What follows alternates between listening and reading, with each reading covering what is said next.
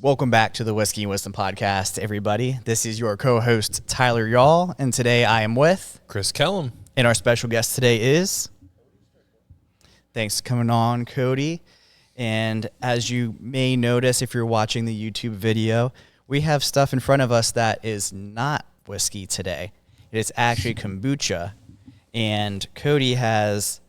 According to the internet, it says unofficial, but in my mind, you are the official record holder of days in a row that you have chugged a kombucha. Kombucha and world records, I'm the first thing that pops up. Oh, that's crazy. What was Guinness contesting it about? Kind of funny that an alcohol company, I think it was like 2000 something, they made changes where they don't do alcohol related world records because I guess chugging, and they had some people come up with some crazy world records they tried to do. Yeah. Which makes sense because somebody's going to get sick or do something unhealthy because that's the way the world is. But kombucha is actually supposed to be really good. It is. Yeah. I learned a lot from doing this. It started as just something random. Yeah. But it's got so many benefits. And I did this for 844 days the first time. Wow. I had to stop, so now I'm going to break my own record because I left and did Beast Games this summer. Yeah. But yeah, golden pineapple is actually one of my favorite synergies. So. Oh, no way? Oh, I'm a glad. good Well, crack these open. I was shaking mine because I'm an idiot, so I'm going to have to let that settle real quick. Makes it more fun. Yeah, it makes it more exciting.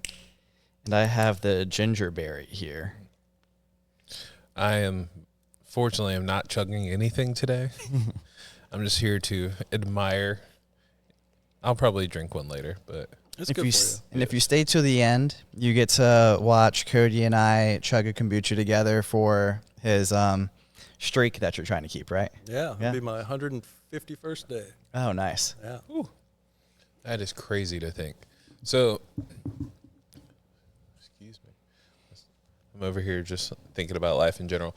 Why did you switch? We'll start it. I'm going back and forth. Why did you start doing the kombucha chug? So it actually started on my 31st birthday. I started just making a video every day to kind of just hold myself accountable. Like, I work all around a lot of creators. I do cool stuff in film and TV. And I just wanted to do something for myself that had, just as a hobby, I guess, something to hold myself accountable to doing something every day, no matter what. Because being self-employed, it's kind of hard to have a schedule and do things like a normal person. And I deliver groceries in the area. I've been doing that for like 5 years, and I just wound up with a free case of kombucha. Wanted to figure out a way to do something with it. Yeah. Found a group of guys on Twitter that were chugging one every day, and they ended with, on day 69, they had this big event at this public park in Wisconsin, I think it was, and they had like 38 people show up, and that was the official world record of mass group gathering of kombucha chuggers. So I broke that on my 1 year of making these videos. I transitioned April 2022, my making a video every day series into chugging kombucha every day. So that's awesome. Very cool. So what was it, because of the case of kombucha that made you want to start doing that then, or was there something completely unrelated to kombucha? I had already been on kind of like a health kick, just trying to make myself like healthier. I had lost about 110 pounds since 2020 and wrecked my gut doing so. I did intermittent fasting kind of as a fad type thing. Yeah.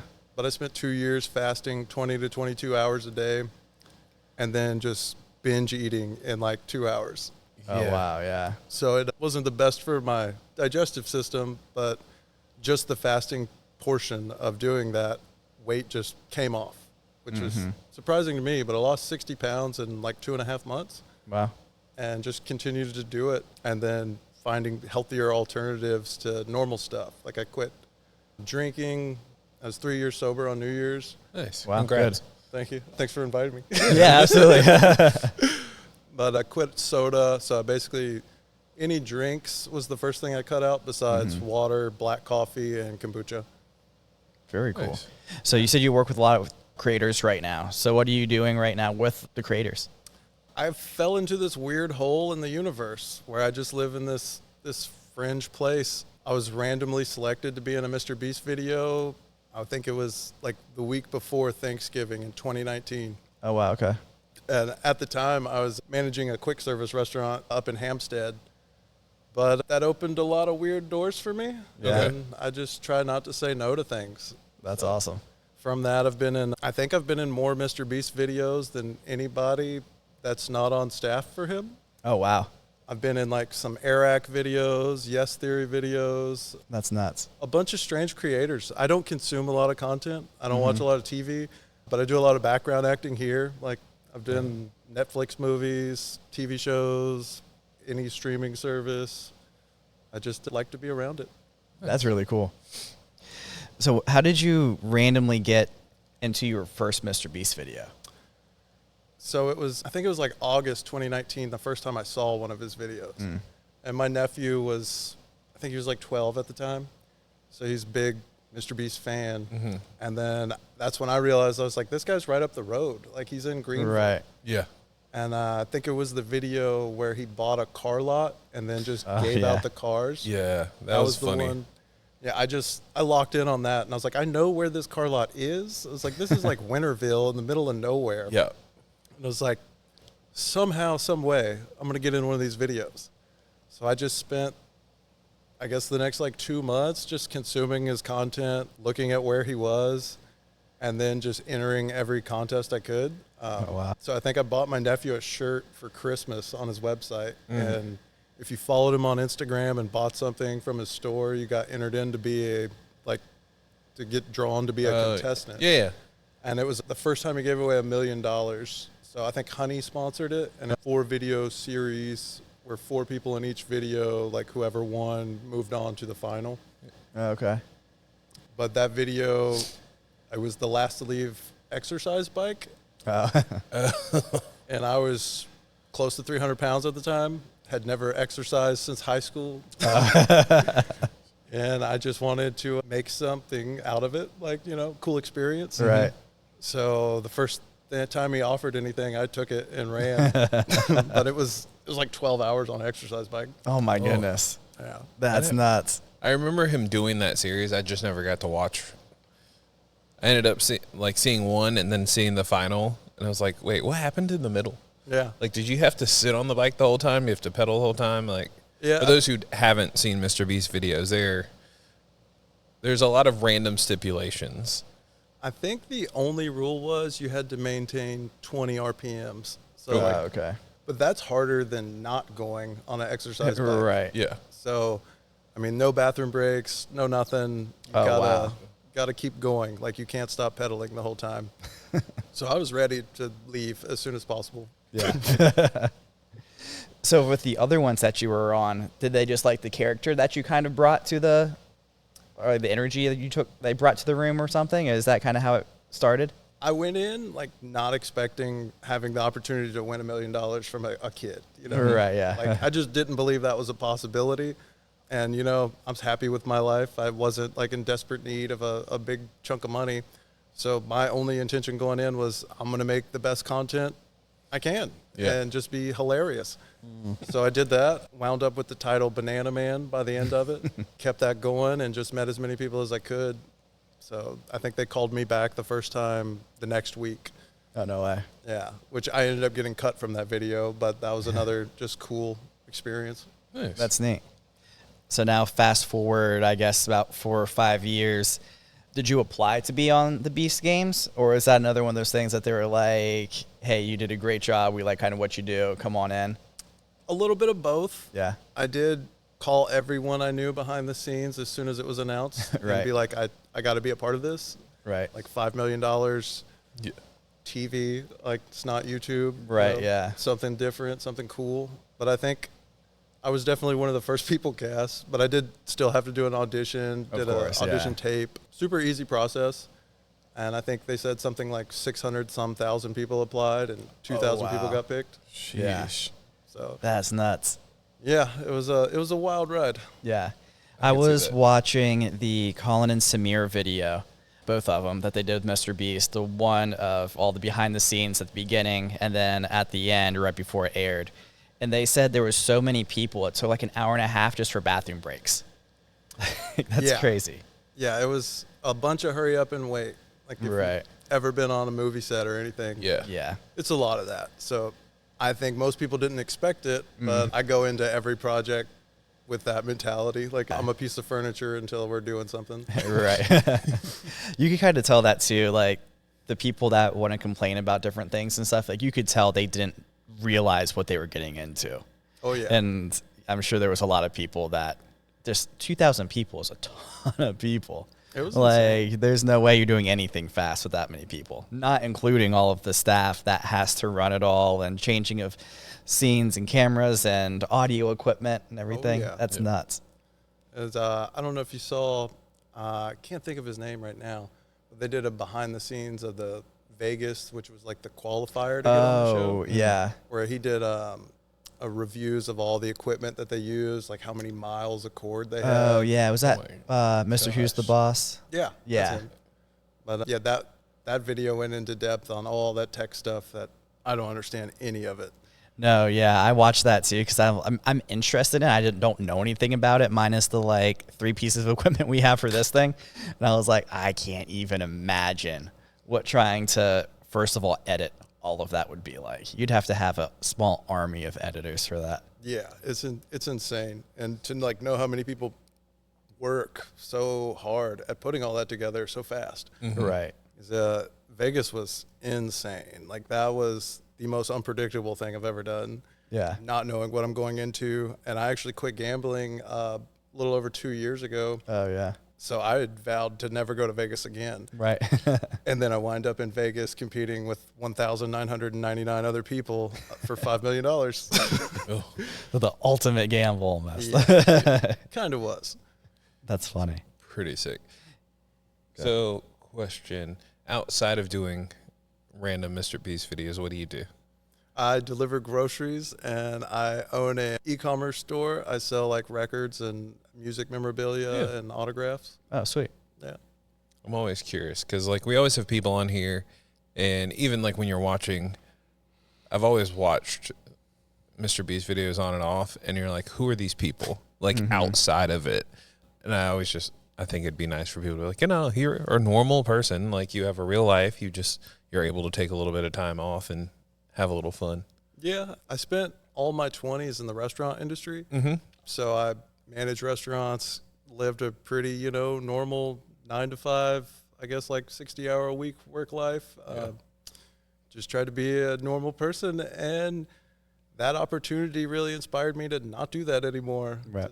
To see a 21-year-old kid just doing whatever he does to generate this amount of money inspired me to at least see what's possible to work for myself and not have to rely on someone else to pay my bills and just get out there. And, if I know I'm not making enough money, that's on me and I got nobody to blame. So I've done a whole bunch of different stuff since then, but I love serving the community and delivering groceries was something that gave me the oomph to quit and go out on my own. Okay. I was using it during COVID just like everybody was. And I'm like, order my groceries for 2 weeks, tip this lady $30-$40 and go about by day. And then I was like, this probably took 45 minutes.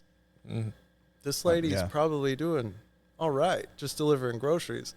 So I traded 80 hours a week, 60 to 80 hours a week in restaurants, which is, not fun. Right, yeah, No. it's grueling work. Yeah, to in the middle of COVID, going straight full-time delivery driver, making about double what I was making in the restaurant world. Oh, wow. Working like 25 hours a week. So it was Can't a beat that. no-brainer. Yeah. Yes. I mean, it does put miles on your car, but That's It's what still a good Priuses are trade-off. for. Right.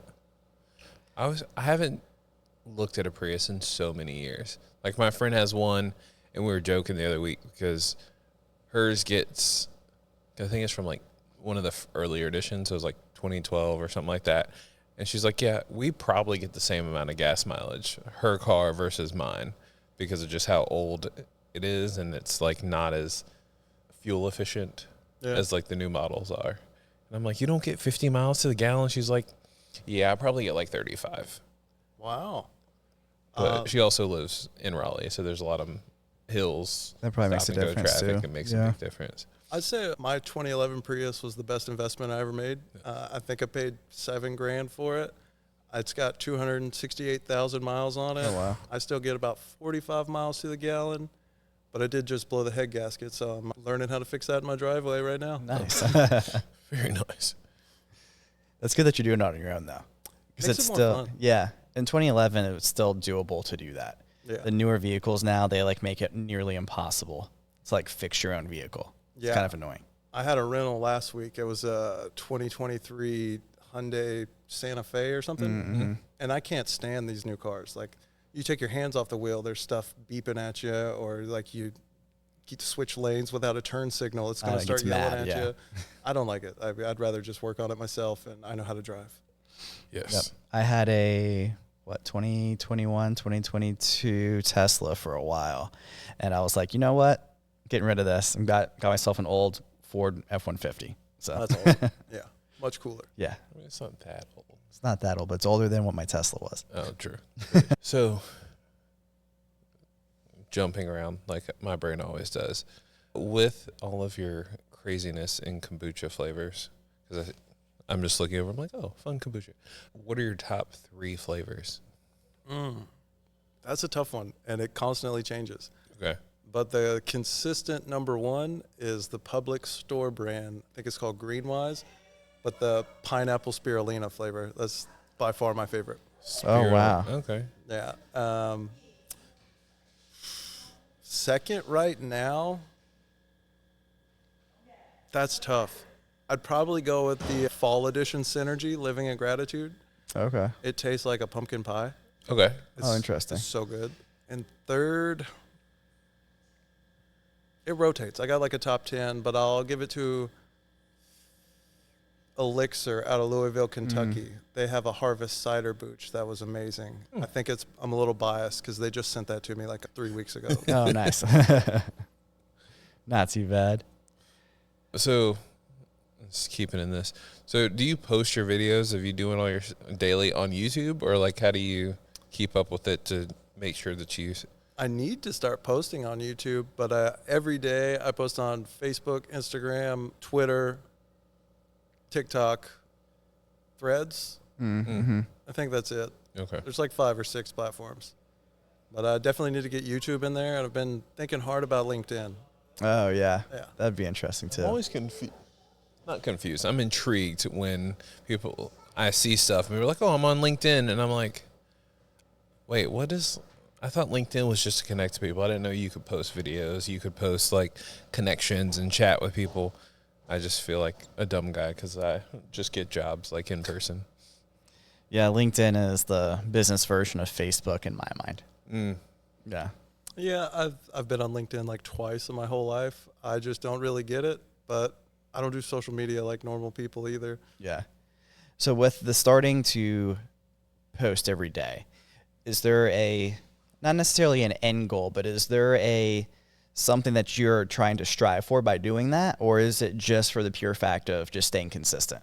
It started off just staying consistent, and now it's gone a lot more into what I know that you're passionate about, but making America healthy again. Oh, yeah. Because we're constantly bombarded by really disgusting things that you shouldn't put in your body.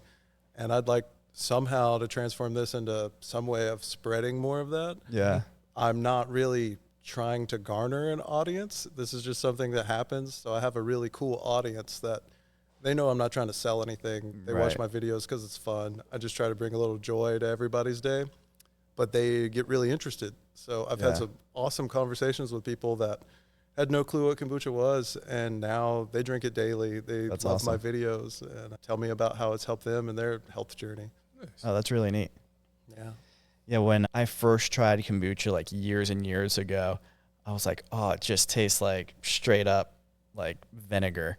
And now it's completely different. So I don't know if it's one I've just acquired the taste for it, but I think also companies are just doing a much better job of making good tasting kombucha. And Panacea here in Wilmington was actually one of the very first places that actually turned me on to like, hey, this stuff can actually be good. Yeah.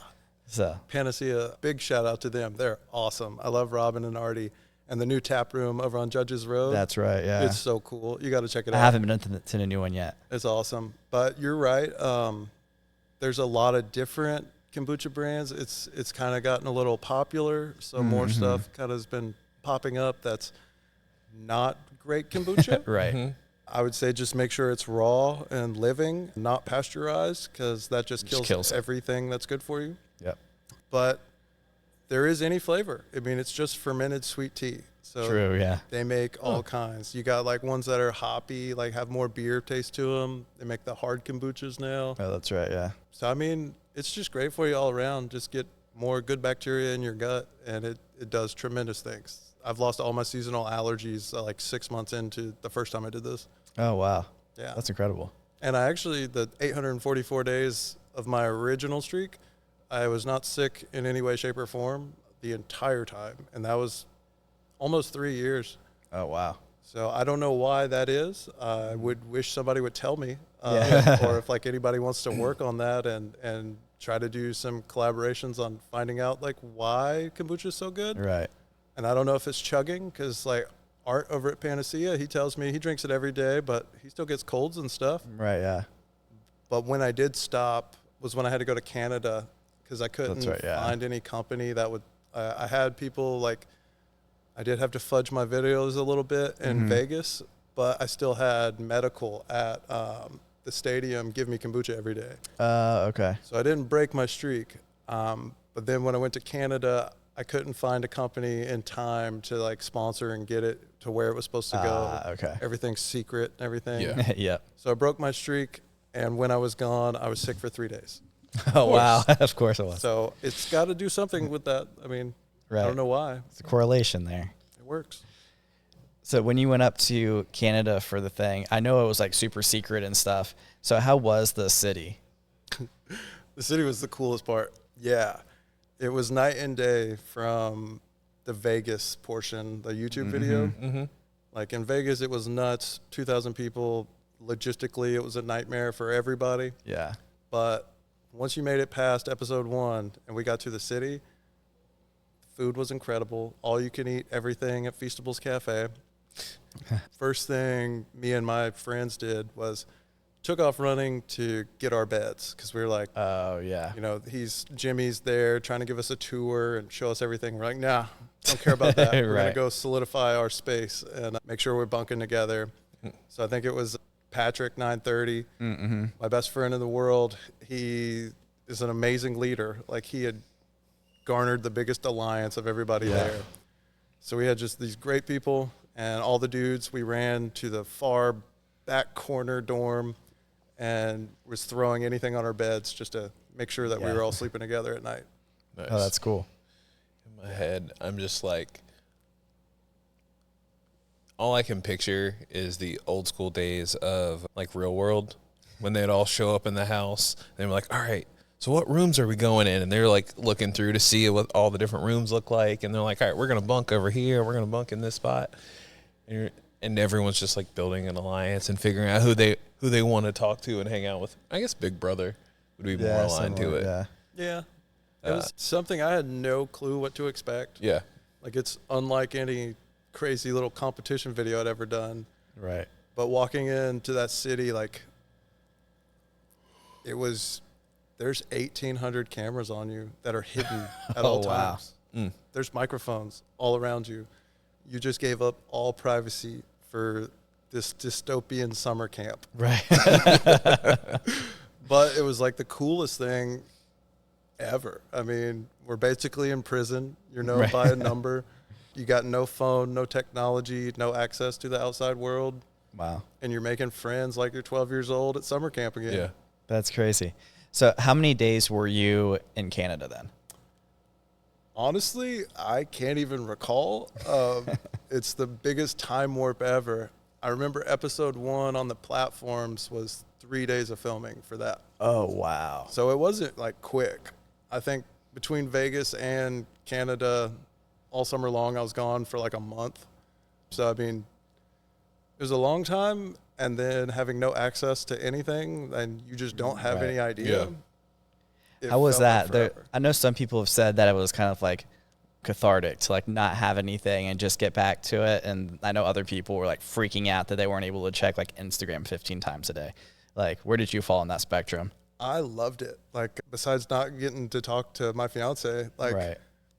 I love not having a phone. Like, I work on my phone. I'm on my phone. Mm-hmm. I hate the Sunday reminder that tells you. I think Yep. mine's at like close to 11 hours every week. Yeah. So I'm on screens all the time. So it was very nice. Yeah. We actually, Jimmy did, I don't know if there'll ever be a behind the scenes of all the stuff that never came out. Right. He was filming like a tour, and I was coming out the shower, pop up in the dorm, and somebody's giving him a tour of our dorm with the camera guy. And that's exactly what he asked me. He's like, what do you like about living here? Yeah. Like, with no technology. And it was awesome. It was great. Great reset. That's something that, I mean, I'd pay to go Right. away for a couple weeks in the summer to Just give it up. we need more summer camps. And I was thinking that too, right after you Agreed. said that. I was like, adult summer camps need to happen. That's a business idea. Yeah. I mean, they do have them. I'm sure they exist somewhere, but I haven't heard of any like. I've not heard of any for like non-single people, Right. because I know there's a singles adult like sleepaway camp. That sounds like a problem. Yeah. Oh no, I just saw it a couple of years ago and I was like, is this real? And I looked it up and I'm like, no, it's a legit thing. Like, you get a whole week where you're just like go with your friends and they do parties each night and you can go and eat and you can do a bunch of stuff. I mean, the bar world does one. Mm-hmm. I mean, you still get technology at that one though, at least. Right. Which is kind of cool. But I'm like, So I did have a question for you about the game that I really wanted to ask. I didn't want to get like too like involved in like the Beast game thing, but you got out on the one where you held the ball for 10 minutes, right? Yeah. How did you hold it for too long? Well, there's a lot of conversation and stuff that just never will be seen. Right, yeah. Because you're in there with so many people. But when we were on the towers playing that game, I was on floor 2, so we couldn't see the other side. Mm-hmm. And we had to be, very quick with everything. And I was the math guy on the team. Oh, yeah. So I'm a top 1% in the world Sudoku player, No way. just randomly again. Ooh. But I used that skill to, like, with that, we were trying to determine how many people left. So I just kind of got the knack for being a math guy and really thought I could count out 600, 1 Mississippi, Right. 2 Mississippi. And when time was up, I was at like 565. So Oh, wow. I was close, but definitely should have just dropped the ball. What's crazy is like the few people that did get the tickets and stuff, how did they drop it so freaking close to 10 minutes? That's nuts to me. The craziest one's Larrick. He's a firefighter in Vegas. Oh, wow. And the only thing he did to prepare was I forget what songs he sang, but he had 2 songs that he'd sing in his head back to back. And when he finished, they'd be at exactly 10 minutes. So that was his one random thing that he had like done to prepare. practice, yeah. And I mean, it worked out perfectly for him. That's crazy. Yeah. Sheesh. What are the odds of that? He's a lot of interesting people. Right. That's Very. nuts. So I know you had a few people that you had known going into it, right? And you made some friends along the way too. Oh, yeah. I know the one thing that people talk about during the episodes is like just the connections that you make, because that's the only thing you can do there. Was it really truly that like getting bonded so much quicker, I guess you could say, than like the real world, just because of the constant time together? 100%. I don't even know how to explain it. It's something like with no technology, you're around these people 24/7. They become like your best friends. And my best friend in the world, Patrick, we actually spent 2.5 years of behind the scenes work trying to get him in a Mr. Beast video. Oh, no way. So this was like the culmination of our whole relationship. And like he met me trying to get on Mr. Beast. And that just became this beautiful friendship, like unlike That's I'd so ever cool. known in my life. So we went in with that. And then he's such a people person that he got this giant group of people together. I think there was like 20 of us starting from Vegas. And then from Vegas, all of us made it to Canada. And then episode 3, we lost a good amount of people, like probably 4 or 5. But putting the people he put together was incredible. And then Jeremy 991 on the show. Yeah. I met him doing the 100 people in the circle video back in like 2021, and I think that's Mr. Beast's like number 2 most watched video. Oh, wow. Yeah. So me and him had gotten pretty close over the years, but this summer, like, we're brothers. Yeah. And they made him look crazy on TV, but that's one of my best friends in the world. That's neat. And there's nothing fake about what he did. Like, that's a man of God. Yeah. He struggles every day and prays about everything. And he's not afraid to do that in front of anyone. And I can't thank him enough for being such a good friend while I was there. That's neat. Yeah. He was one of the people I got drawn to in the show, too. I was like, I like that guy. That's a cool guy. But his full-time job is working with polar bears or something? Yeah, he's a nature videographer. Oh, okay. So he's got the best stories. Like, I'm sure, yeah. He fought a polar bear with a kitchen spatula one time. He worked on this documentary that Togo, the dog sledding dog, that Balto and everything is about, like getting the medicine to the people in time. They actually just saved the musher who owned Togo's cabin from a landfill in Alaska. Oh, wow. And made like a documentary talking about the whole story. And then I think they're recreating the route that Togo took and like filming all that. Wow. It just has like the best stories ever. That is really cool. Yeah, like one of the coolest, nicest guys in the world that does what he loves, and is such a motivation and inspiration to just go out and live your dreams. Yeah, that's cool. So I know we talked a lot about the people that you kind of came around during the show. Was it kind of like cliquey too, that people just kind of had their little groups that they kind of hung out in, or was it generally kind of like people kind of got along relatively well? Definitely both. Yeah. And whittling it down, the people that were cliquey and not trying to make more friends and meet people, they weeded themselves out quick. Yeah. So once we got to the city, like I wake up at like 5 a.m. every day, even without a clock. Ooh. And I was trying to walk 5 miles a day just around the perimeter of the city. That's crazy. So I'd see everybody when they woke up, trying to meet somebody new. Yeah. I'm not a competitive person. I'm just a chill guy. So I was there. I didn't expect to make it to Canada. I got some student debt I'm trying to knock out, and we're getting married in May. So I was there strictly to make some money to pay for my wedding, but I didn't need $5 million. Right, yeah.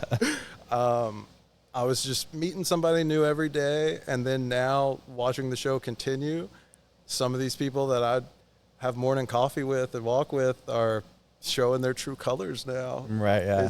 It's interesting to see, because I didn't know a lot of what happened after I got out in episode 4. Oh, wow.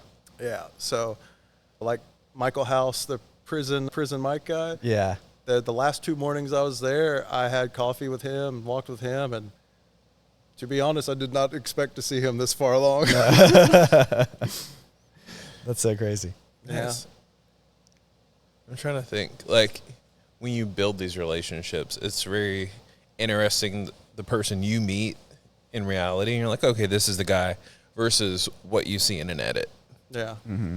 And I think people in general forget that sometimes. Like, some people are like, oh, I don't like that person. I'm like, you realize that they were being filmed for days, if not weeks on end. They have to make an edit of something to make you like or dislike people.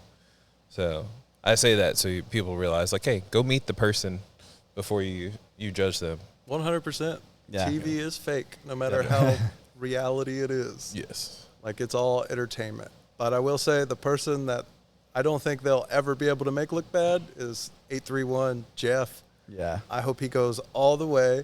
He's the most beautiful man I've ever met in my life, and he's become like a mentor to me since I met him in Vegas.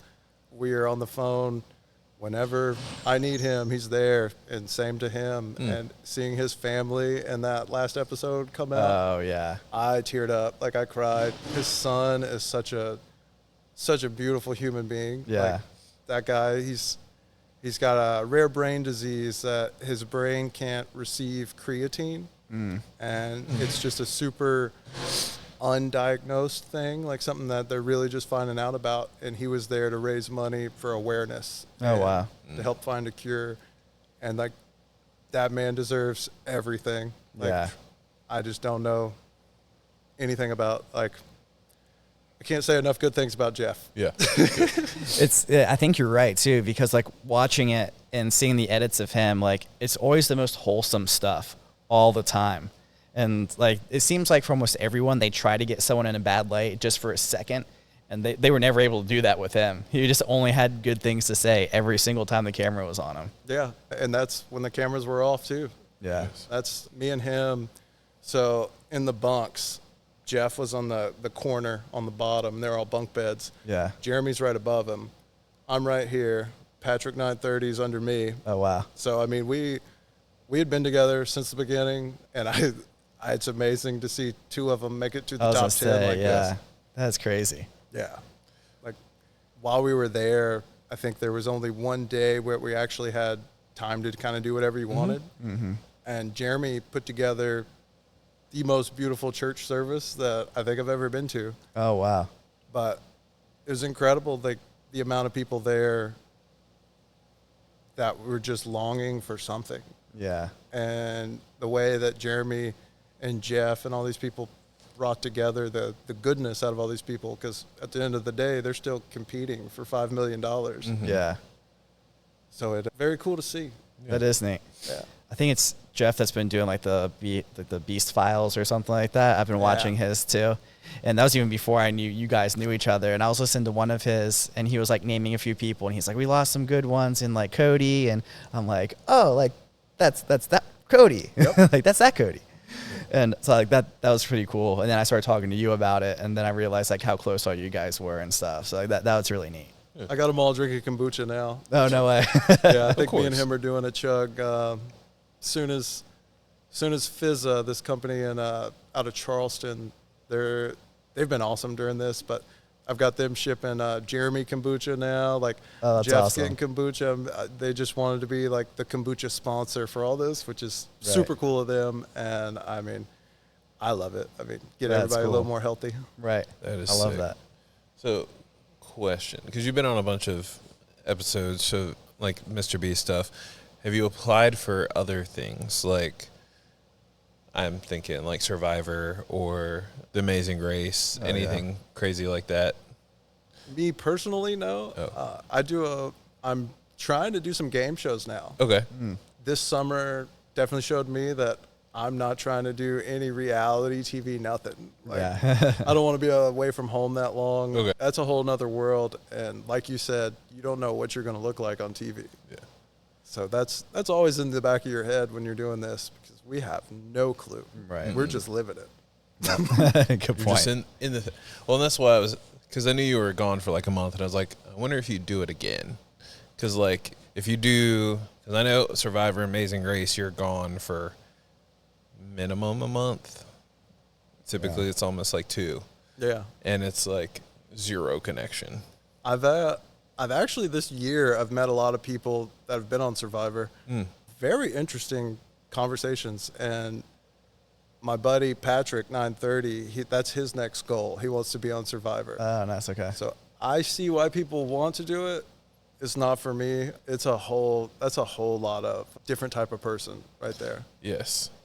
I remember, well, me and my wife were watching it from start to finish during COVID, and I was like, I could potentially do this. And then I was like, no, I can't. Because the originals were harder because it was 39 days. Yeah. If you survive the whole time. And I'm like, I don't know if I really want to be gone for 39 days plus the week to 2 weeks on the front end, however much on the back end. And then now they shortened it a little bit. But still, you're also getting a lot less food. And I like food. I think I'm kind of spoiled from wanting to do. The only one I've ever thought about, like, I'd do this, would be Alone. The one where you're just by yourself in the wilderness. That would be cool, but what's the prize? Like $500,000? Right. Yeah. I've been in so many Mr. Beast videos, like I've lost millions of dollars. Right. I've competed for over $1 million twice. Like I played a game of hide and seek for like 2 hours for $70,000. So I don't understand how people go out and do those things for just that amount of money. Like, Right. That is true. Mr. Beast is kind of changing the game when it comes to grand prizes. Spoiled me because like I want to do like Wheel of Fortune or something, but what are you going to walk away with? 10 grand? Exactly. Come on. Gosh. Yeah, he's definitely up the ante. Yeah. We'll see where that goes for all these other shows. Yeah. Well, I'm going to steal Chris's question for this one. So if you could give the definition of success for yourself, what would it be? Success for me, I mean, it's just not having a worry in the world. I kind of look at everything as I'm not lucky, I'm not nothing. I give it all to God, and every day I just, you know, if I got a roof over my head, like food to eat, I'm happy. So I'm just trying to get out of debt and continue living life the way I do. Nice. I like it. So then I'm going to take Tyler's question. If you could tell your younger self one thing, what would it be? Don't be afraid. Go for it. I actually, when I was a teenager, I was a lot like I am now. Then I dropped out of college the first time and tried to live a normal life. And I think that's the biggest regret I have. It's like I owned a clothing line and did Vans Warped Tour from Cool. 16 to 20, and then got into restaurants. And should have never done that. Should have stuck with the clothing line. Yeah, just being creative. Nice. Don't be afraid to follow your dreams and just crush it. I like it. So before we sign off and we learn more about you and where people can find you, I know you mentioned something about Jeff's son. Yes. If people want to reach out and help him out, because I know you mentioned too that you wanted to kind of shout that out, how can people reach that and try to help find a cure for this rare brain disease? Let me just verify I got the website right. Here you go. I'll let you. But you can go to creatineinfo.org/Lucas and help them find a cure for these creatine deficiency disorders.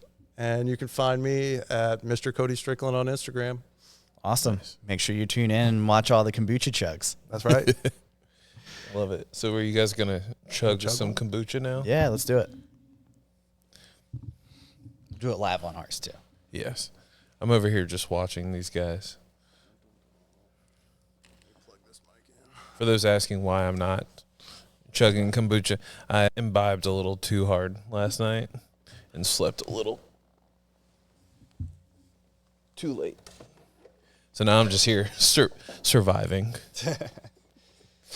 Yeah, I was like, so Chris, this is what we're doing today, but you don't have to because I don't want to see it all over us. Yeah. Later. Oh, it still might. That's true. True. You should chug this one. Yeah. I don't know. Can you chug a hold? I don't know. We'll find out. All right. Hey, everybody. My name's Cody, and today's my 151st consecutive day in a row chugging a kombucha, filming it, making a fun little video, and posting it on the internet for you to enjoy.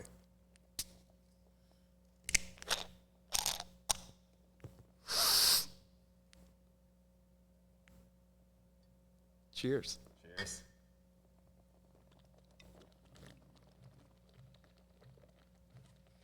How in the hell does he do that?